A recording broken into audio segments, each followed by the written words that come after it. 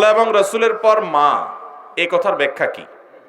আল্লাহ এবং রসুলের পরে মা, এই কথার ব্যাখ্যা হলো যে আমাদের সবচেয়ে বেশি ভালোবাসা পাওয়ার পাত্র আমাদের আল্লাহ, ওয়াল্লাযীনা আমানু আশাদ্দু হুব্বাল লিল্লাহ। এরপর আমাদের সবচেয়ে বেশি ভালোবাসার পাওয়ার পাত্র আমাদের রাসূল, তার আনুগত্য সবচেয়ে বেশি করতে হবে।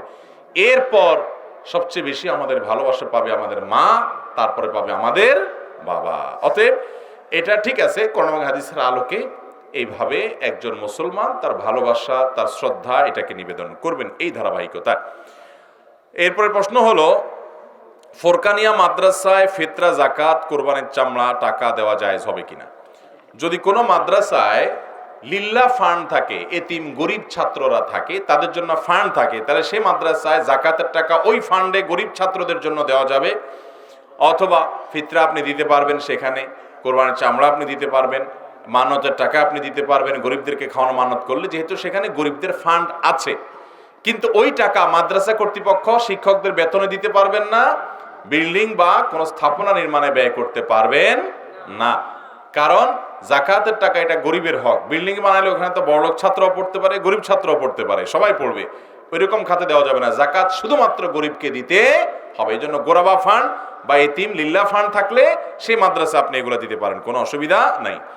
একজন মুরব্বী স্বপ্নে দেখেন তিনি সন্ত্রাসী দ্বারা আক্রান্ত, মৃত্যুর মুখোমুখি, তখন স্বপ্নেই তিনি 10টি রোজা রাখবেন বলেন। প্রশ্ন হচ্ছে, এই রোজা কি রাখতেই হবে? 80 বছরের ঊর্ধ্বে মুরব্বীর কোনো ছেলে মেয়ে রাখলে হবে কিনা? প্রথম কথা হলো, স্বপ্নে আপনি কোনো কিছু দেখলে সেটা করতে হবে এমন কোনো বাধ্যবাধকতা, বরং স্বপ্ন ইসলামী শরীয়তে আমাদের সাধারণ মানুষের স্বপ্ন এটা কোনো বিষয় প্রমাণ করে না। আমি স্বপ্ন যদি প্রমাণ করে, অনেক মানুষ দেখবেন স্বপ্নের উপরে, আপনাদের সোনাময়ূর এখানে জানি কি আছে যে স্বপ্নে কি পাইছে সে সবার এই ওষুধ বড়ি দিয়ে বেড়ায়, এরকম আমাদের দেশে বিভিন্ন জায়গায় আছে যে স্বপ্নে কি দেখছে, কোন বিলের পানি খেলে সুস্থ হবে, এবার বোতল করে পানি নিতে নিতে ওই বিলের পানি শুকিয়ে যাওয়ার অবস্থা হয়ে গেছে, ময়লা পানি খায় বরং সব পেটের রোগ হয়ে শেষ হয়ে যাচ্ছে। ইসলামের নামে এই সমস্ত কুসংস্কার আমাদের দেশে অনেক আছে। মানুষের স্বপ্ন কিয়ামতের আগে, বিশেষ করে ইমানদার স্বপ্নে দেখে কিছু ইন্ডিকেট পাওয়া যায়, এখান থেকে মনে হচ্ছে আমার কোনো বিপদ বা কোনো ভালো হতে পারে, সে ওই জন্য আল্লাহর কাছে আশ্রয় চাইবে এবং পদক্ষেপ নিবে, সতর্ক হবে। কিন্তু তাই বলে স্বপ্ন থেকে আমি দেখলাম যে স্বপ্নে এটা আছে, অনেক পিসাবরা বলে মুরিদরে, আমি স্বপ্ন দেখছি তুমি আমারে হজ করাইছো, এবার মুরিদ বেচারা জমি জমা বিষয় হইলো পিসাবরে হজ করায়। তো এইরকম যদি জায়েজ হতো, তো আমি তো বলতাম, ভাই আমি স্বপ্ন দেখছি আপনি আমার 10 লাখ টাকা দিচ্ছেন প্রধান অতিথি, তাহলে এবার উনি বিপদে পড়বে কিনা? আরে ভাই হুজুর, তুমি স্বপ্ন দেখার জিনিস খুঁজে পাইলে না, তুমি আমার 10 লাখ টাকা নেওয়ার জন্য এই স্বপ্নটাই দেখলা কেন? তুমি স্বপ্ন টাকা দেওয়ার স্বপ্ন দেখতে পারলা না যে ভাই আপনার আমি 10 লাখ স্বপ্ন দিছি দেখছি, এটা দেখতে পারলা না? ও যে কোন লোক আপনার গ্রামে বাড়িতে বাড়িতে গিয়ে ধান কিনে না মানুষ, তো গুনতেছে সুপারি, ধান, নারিকেল কিনতো, গুনতেছে 10, 11, 12, 13, 14 গুনতে গুনতে 50 থেকে 60।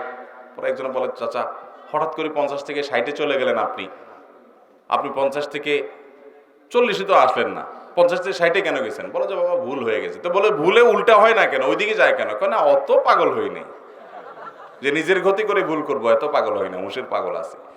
তো যাই হোক, এই জাতীয় হুঁশের পাগল যারা, তারা এই জাতীয় অনেক স্বপ্ন দিয়া অনেক ব্যবসা জমায়, সেগুলো কিন্তু ইসলামে গ্রহণযোগ্য না। বিধায় আপনার স্বপ্নে আপনি কি দেখেছেন এটা আপনাকে বাধ্যতামূলকভাবে পূরণ করতে হবে, সেটা মোটেও আবশ্যক নয়। যারা নিরপরাধ কোনো ব্যক্তির বিরুদ্ধে কুৎসা রটায় বা তাকে হেয় প্রতিপন্ন করার উদ্দেশ্যে অপপ্রচার করে, ইসলামী শরীয়ত মোতাবেক তাদের ব্যাপারে সিদ্ধান্ত কি? তারা কি শাস্তি পেতে পারেন? আর যাদের বিরুদ্ধে কুৎসা রটানো হলো, তিনি প্রতিদান স্বরূপ কি পাবেন? ভাইরা আমার, যদি কোনো নির্দোষ মানুষকে কেউ মিথ্যা অপবাদ দেয়, তাহলে সেটা সবচেয়ে জঘন্য কবিরা গুনাহ, মহাপাপগুলোর মধ্যে থেকে একটা। কোরআনে কারীমের সূরা হুজুরাতের মধ্যে আল্লাহ রাব্বুল আলামিন আমাদেরকে গীবত করতে যেমন নিষেধ করেছেন, একইভাবে নিষেধ করেছেন ওয়ালা তাজাসসু, তোমরা একে অন্যের পেছনে দোষ আবিষ্কার করার জন্য লেগে পড়বে না, খোসায় খোসায় মানুষের দোষ বাইর করবে না। তাও আবার যদি ডাহা মিথ্যা কথা বানিয়ে কারোর চরিত্রে কালিমা লাগানোর চেষ্টা করা হয়, সেটা যেই করুক, যে উদ্দেশ্যেই করুক, সেটা সম্পূর্ণ হারাম এবং সবচেয়ে বড় হারামগুলোর একটা। কারোর দোষ আছে সত্য, সেটা তার পেছনে বললে তাকে বলা হয় গীবত। আর কারোর দোষ নাই, সেটা যদি তার পেছনে বলা হয়, সেটাকে বলা হয় তোহমত বা মিথ্যা অভিযোগ। এই গীবতের অপরাধের ভয়াবহতা কত বেশি আমরা জানি। নবী সাল্লাল্লাহু আলাইহি ওয়াসাল্লাম মেরাজে গীবতকারীর শাস্তি কেমন হবে, সেই মক শাস্তি জাহান্নামে তাকে আল্লাহ দেখিয়েছেন।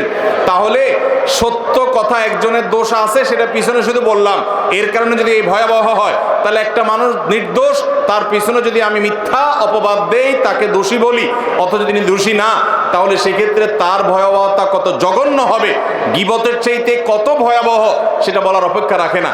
আল্লাহ তাআলা কোরআনে কারিমে এই জাতীয় কাজ যারা করে তাদের সম্পর্কে বলেছেন, তাহসাবুনাহু হাইয়িনা, তোমরা কারোর চরিত্র নিয়ে প্রশ্ন তোলো, মিথ্যা কথা বলো, এটাকে তোমরা হালকা জিনিস মনে করো, ওয়া হুয়া ইনদাল্লাহি আযীম, অথচ এটা আল্লাহর কাছে অনেক বড় অপরাধ, বিশাল বড় অপরাধ। আমরা অনেকেই দেখি যে আমাদের সমাজে অনেক সময় একটা নির্দোষ মানুষের চরিত্রে কালিমা দিয়ে তার নামে মিডিয়াবাজি, পেপার পত্রিকা, মিডিয়াতে বিভিন্নভাবে আপনার ট্রায়াল হয়, তাকে দোষী সাব্যস্ত করা হয়, অথচ লোকটা সম্পূর্ণ নির্দোষ। আছে না নাই? এরকম নির্দোষ মানুষকে দোষী হিসাবে সমাজের মানুষের কাছে দেখানো হয়, তুলে ধরা হয়। যারা এই কাজ করে আল্লাহর জমিনের সবচেয়ে নিকৃষ্ট মানুষগুলোর একটি। এর জন্য তাদেরকে মানুষের চরিত্র হনন করার অপরাধে কিয়ামতের ময়দানে বিচারের মুখোমুখি হতে হবে। ওই লোকটা মাফ না করলে স্বয়ং আল্লাহ এই অপরাধ মাফ করবেন না। অতএব আমরা কেউ কারোর পেছনে মিথ্যা অপবাদ দেওয়ার এই ভয়াবহ অপরাধ থেকে বেঁচে থাকবো ইনশাআল্লাহ। ভাইরা আমার, আমরা অনেক সময় ধারণা করে মানুষের সম্পর্কে বাজে কথা বলি। আল্লাহ বলেছেন যে এরকম ধারণা করা যাবে না। ইন্না বা'দায-যান্নি ইসম, কিছু কিছু অপরাধ ধারণা মানুষের প্রতি যে মন্দ ধারণা করেন, এটা গুনাহ। নবী সাল্লাল্লাহু আলাইহি ওয়াসাল্লাম বলেছেন, ইয়্যাকুম ওয়ায-যান্না ফাইন্নায-যান্না আকযাবুল হাদিস, কারোর পেছনে মন্দ ধারণা করা থেকে বিরত থাকবে, কারণ এটা সবচেয়ে বড় মিথ্যা কথা। ভাইরা আমার, ফেসবুকের এই যুগে আমরা কিছু পাইলেই হলো, সত্য অসত্য যাচাই করার খোঁজ খবর নাই, ধুমায়া সেটাকে আমরা প্রচার করে বেড়াই। অনেক সময় দেখা যায় একটা লোক ইসলাম বিদ্বেষী, হয়তো একটা লোক বেনামাজি, হয়তো একটা লোক খারাপ, কিন্তু তার ব্যাপারে একটা মিথ্যা কথা তুলে দিল, সে খারাপ হয়েছে, সেজন্য কি তার নামে মিথ্যা বলা জায়েজ হবে?